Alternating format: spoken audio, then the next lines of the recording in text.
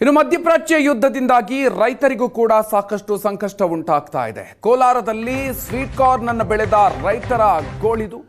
Cylinder ಸಮಸ್ಯೆಯಿಂದಾಗಿ sweet corn ಅನ್ನು ಕೇಳೋರೇ ಇಲ್ಲ. ಸೂಪ್, ಮಂಚೂರಿ ಸೇರಿದಂತೆ ಹಲವು ಪದಾರ್ಥಗಳಿಗಿದ್ದ ಬೇಡಿಕೆ ಈಗ ಕುಸಿತ ಆಗಿದೆ. ಆಂಧ್ರ, ತಮಿಳುನಾಡು, ಮಹಾರಾಷ್ಟ್ರದಿಂದ ಮಧ್ಯವರ್ತಿಗಳು ಬರ್ತಾ ಇಲ್ಲ.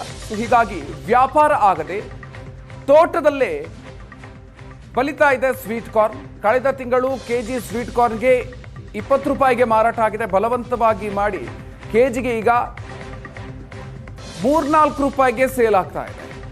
20 ರೂಪಾಯಿದಿದ್ದು 3-4 ರೂಪಾಯಿಗೆ ಸೇಲ್ ಆಗುವಂಥ ಪರಿಸ್ಥಿತಿ. ಹೈನುಗಾರಿಕೆ ಮಾಡೋರು ಮೇವಿಗೆ ಸ್ವೀಟ್ ಕಾರ್ನ್ ಗಿಡಗಳನ್ನು ಬಳಸ್ತಾರೆ. ಮೊದಲು ಒಂದು ಗಿಡಕ್ಕೆ 2 ರೂಪಾಯಿಗೆ ಮಾರಾಟ ಮಾಡಲಾಗ್ತಾ ಇತ್ತು. ಈಗ ಕೇವಲ 50 ಪೈಸೆಗೆ ಕೇಳ್ತಾ ಇದ್ದಾರೆ ವ್ಯಾಪಾರಿಗಳು. ಈ ವಿಚಾರವಾಗಿ ಏಷ್ಯಾನೆಟ್ ಸುವರ್ಣ ನ್ಯೂಸ್ ಬಳಿ ತಮ್ಮ ಅಳಲನ್ನ ರೈತರು ತೋಡ್ಕೊಂಡಿದ್ದಾರೆ.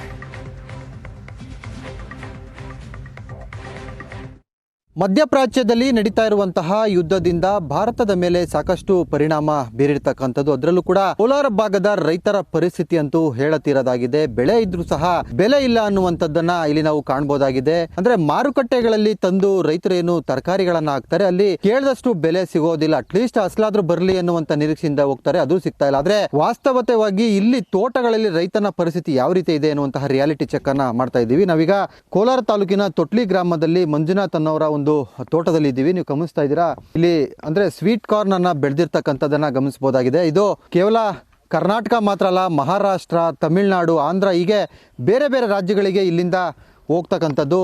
ಅಂದರೆ ಸುಮಾರು 2 ಎಕರೆ ಪ್ರದೇಶದಲ್ಲಿ 1,20,30,000 ರೂಪಾಯಿ ಬಂಡವಾಳ ಹಾಕಿ ಅವರು ಅಂದರೆ ಕೂಲಿಯವ್ರನ್ನ ನಂಬ್ಕೊಂಡು ಈ ಒಂದು ಬೆಳೆಯನ್ನು ಹಾಕಿದ್ರು. ಆದರೆ ಅವರ ಪರಿಸ್ಥಿತಿ ಯಾವ ರೀತಿ ಇದೆ ಅಂದರೆ, ಈಗ ಇಷ್ಟು ದಿನಗಳ ಕಾಲ ಅಂದರೆ ಕಳೆದ 1 ತಿಂಗಳ ಹಿಂದೆ ಅಷ್ಟೇ ಗಮನಿಸೋದಾದರೆ 15-20 ರೂಪಾಯಿವರೆಗೂ ಕೂಡ 1 ಕೆಜಿಗೆ ಸ್ವೀಟ್ ಕಾರ್ನನ್ನು ಮಾರಾಟ ಮಾಡಿದರು. ಆದರೆ ಈಗ ಬಂದು ಕೇಳೋರೇ ಇಲ್ಲ ಅನ್ನುವಂಥದ್ದಂತಾಗಿದೆ.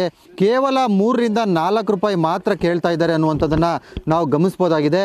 ಅಂದರೆ ರೈತ ಹೋಗಿ ಕೇಳಿಕೊಂಡು ತನ್ನ ಬೆಳೆಯನ್ನು ಮಾರಾಟ ಮಾಡ್ತಕ್ಕಂಥ ಅನಿವಾರ್ಯ ಇದೆ. ಇಷ್ಟಾದರೂ ಸಹ ಸಂಬಂಧಪಟ್ಟಂಥ ಅಧಿಕಾರಿಗಳು, ಸರ್ಕಾರ ಯಾಕೆ ಇದ್ರ ಬಗ್ಗೆ ಕ್ರಮ ವಹಿಸ್ತಾ ಇಲ್ಲ ಎನ್ನುವಂತಹ ಆಕ್ರೋಶ ಸಹ ರೈತಾಪಿ ವರ್ಗದಿಂದ ಕೇಳಿ ಬರ್ತಾ ಇರತಕ್ಕಂಥದ್ದು. ಯಾಕಂದರೆ ಒಂದು ಬೆಳೆ ಬೆಳಿಬೇಕು ಅಂದರೆ ಅದರಿಂದ ನೂರಾರು ಕಷ್ಟಗಳಿರುತ್ತೆ. ಸಾಲ ಸೋಲ ಮಾಡಿರ್ತಾರೆ, ಮತ್ತು ಕೂಲಿ ಕಾರ್ಮಿಕರನ್ನ ಕರ್ಕೊಂಬಂದು ಬೆಳೆಯನ್ನು ಹಾಕಿರ್ತಾರೆ, ಮತ್ತು ಟ್ರಾನ್ಸ್ಪೋರ್ಟ್ ವೆಚ್ಚ ಸಹ ತಗೊಳ್ತಾ ಇರುತ್ತೆ. ಆದರೆ ಇಷ್ಟು ನಡುವೆ ಹಾಕಿರುವಂತಹ ಅಸಲು ಸಹ ಬರೋದಿಲ್ಲ. ಅಂದರೆ ಆತನ ಪರಿಸ್ಥಿತಿ ಯಾವ ರೀತಿ ಇದೆ ಅಂದರೆ, ನಿರೀಕ್ಷೆ ಇಟ್ಟಿದ್ರೆ ಈಗ ರೈತ ಮಂಜುನಾಥ್ ಅನ್ನೋರು ಈ ಒಂದು ಬೆಳೆನಲ್ಲೇನೆ ಸುಮಾರು 3 ಲಕ್ಷ ರೂಪಾಯಿ ಅಷ್ಟು ಆದಾಯ ಮಾಡಬೇಕಿತ್ತು. ಆದರೆ ಹಾಕಿರ್ತಕ್ಕಂಥ ಬಂಡವಾಳನೂ ಬರ್ತಾ ಇಲ್ಲ. ಕೇವಲ 40,000-50,000 ರೂಪಾಯಿ ಬರ್ತಾ ಇದೆ.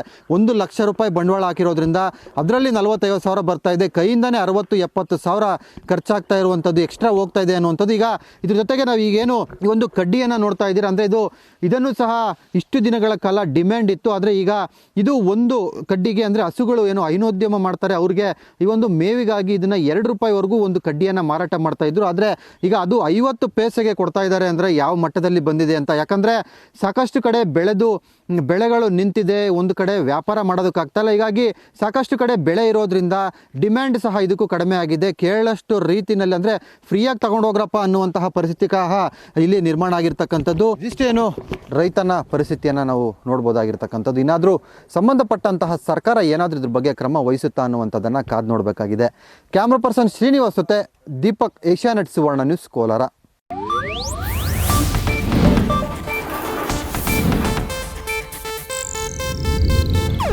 ಇದು ಏಷ್ಯಾನೆಟ್ ನ್ಯೂಸ್ ನೆಟ್ವರ್ಕ್ ಪ್ರಸ್ತುತಿ.